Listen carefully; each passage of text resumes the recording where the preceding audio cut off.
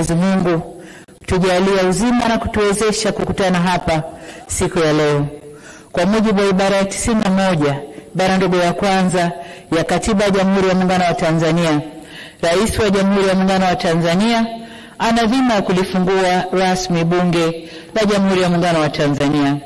Ni kwa msingi huo leo nipo hapa kulitumia Bunge ili kutimiza matakwa ya ibara hiyo. Kabla ya kufanya hivyo, nianze na jambo la huzuni lililotokea hapa nchini, na nawaomba waheshimiwa wote wabunge na waalikwa tusimame kwa dakika moja ili kuwaombea wenzetu.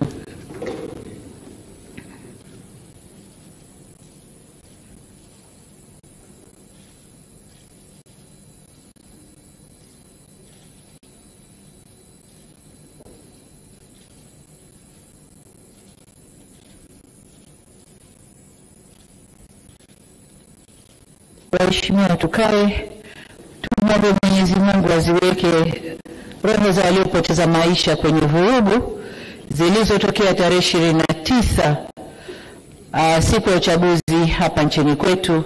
Mungu awape malazi mema ya amani. Amen.